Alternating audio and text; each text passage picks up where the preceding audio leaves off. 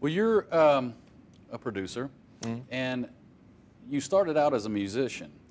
Did you plan to become a producer, or No. was that just something that kind of fell in your lap? No, it didn't fall in my lap either. It fell in your lap. No, I started playing in a band like most people do in Virginia, in Richmond.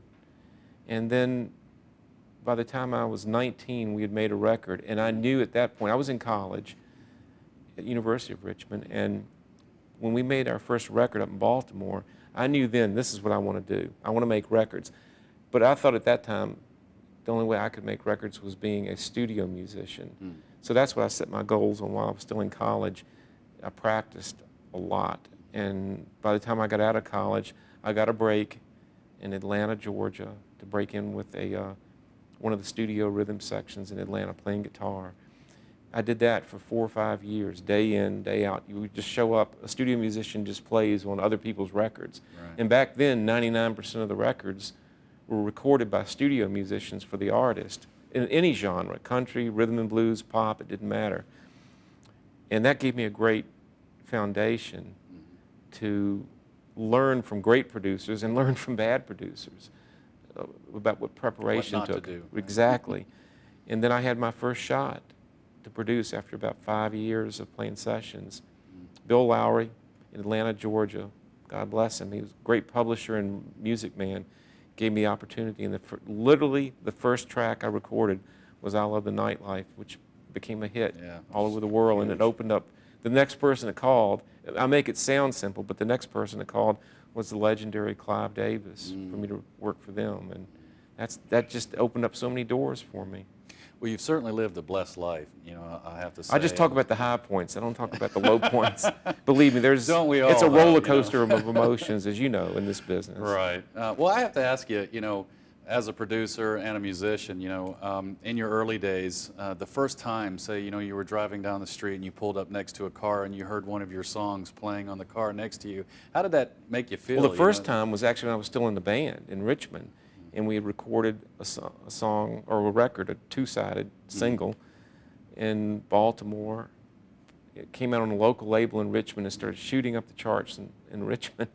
And Columbia Records came calling, and we got on Columbia. But I remember the first time we heard it on the radio in Richmond, that was a big deal. The first time, I'm trying to think, the first time I can remember, oh well, the first time I heard I Love the Nightlife was the summer of 1978. It came out that summer, and I just remember it was everywhere it went. And then I remember us going to Europe, and it was everywhere in Europe, and people who couldn't speak English were singing the words to it when she would perform, Alicia Bridges. And so yeah, you know, and it's still something, the way it hits me now though is I'll be in a restaurant or something, I'll hear something and I'll think, that sounds familiar, and then it dawns on me, you know, I produced that. That's smart. But it's close to 250 albums now. Wow, so yeah. I guess the feeling kind of diminishes. There's not, no, I can't say it diminishes. It's still a sense of, I remember when I was there doing that type of thing. Yeah, right. But sometimes I have to think about, where do I know this from? And I think, idiot, you did this record, you know? And so after 250 albums, I guess I can be excused for a faulty memory. But no, I'm still proud of it. I'm still, I go back in my mind, where was I then, and who was playing on that record? Takes you back. You know, absolutely. Stuff, yeah. It's got to give you that warm, fuzzy feeling. It does. You know, great people, some of whom are no longer around. Yeah, exactly. Now, you were with A&R for, I guess, 10 years or something? Well, I was with Columbia Records as the vice president of A&R, which is an old term, means artist and repertoire. Right. This is the creative branch of a record label. I was VP of A&R for Columbia in Nashville for 10 years, and it was an unbelievable era. I mean, we had everybody. It was like walking in the hallway. It was like the Country Music Hall of Fame, even though I was doing country and pop. In that label at that time, there was George Jones, Tammy Wynette, who I produced. I produced Tammy. Waylon Jennings came up from RCA. Chet Atkins came from RCA. Dolly came from RCA. We had Willie Nelson, Merle Haggard. It just, Marty Robbins, it went on and on and on. And then we signed ourselves, Rodney Crowell, Roseanne Cash, Ricky Van Shelton from Virginia, Sweethearts of the Rodeo. So it was an amazing time to be at that label. I did that for almost 11 years. Then went to Vanguard and Sugar Hill as their VP of A&R for another 11 years. Now you brought Dolly Parton from Columbia to Sugar Hill? Yeah. Dolly had been on RCA in the old days of Coat of Many Colors and Tennessee Mountain Home, but then she switched over to Columbia. Ricky Skaggs produced her first album on Columbia. I was producing Ricky Skaggs at the time. That's how I met Dolly. She asked me to do her next album, and we worked together for 18 years. And then when I went to Vanguard and Sugar Hill, she came over, and we were on a flight to LA one day just by accident together. And I said, you know, we just bought this label, Sugar Hill, which does a lot of bluegrass. Would you ever want to do a bluegrass album?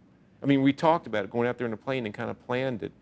And a month later, we were in the studio cutting the album called The Grass is Blue, which won a Grammy. And then about a year later, we did Little Sparrow, another kind of follow-up to that, and that won a Grammy. So, yeah. Good times. It sounds like it. You must have some amazing stories. I can talk forever about nothing. About nothing. No, it's about great people. Isn't that Seinfeld, wasn't it? Yeah, yeah. No, I've been blessed. I mean, I've worked with great artists, great musicians, the best musicians in the world, the best engineers in the world, great record people. I mean, it's been a great ride. Yeah, I'm sure, like you were talking before, that those people that you worked with and some that you didn't even have to work, you know, you weren't working with, you were just hanging out with, you know, in the hallways of Columbia Records. Yeah, I mean, they've had to have influenced your, you know, your way of thinking. You don't get used to it, though. You don't. It's not like you're starstruck, but you don't get used to the fact that there's Tammy Wynette turning the corner. I did 3 albums with Tammy, 2 with just her, and then 1 I did with her, Dolly, and Loretta Lynn together. But believe me, when they'd leave this control room, we'd all look at each other like, talk about 3 legends here together. And then one night we had Kitty Wells come in with them. So the only person missing was Patsy Cline. So we would talk, the guys talk about it though, about, wow, these are legends, and we knew it. We have to get our work done, so we don't just sit there and stare at them, but the way they like to work is they want everybody around them to be prepared, know your work, do it quickly, and do it really creatively.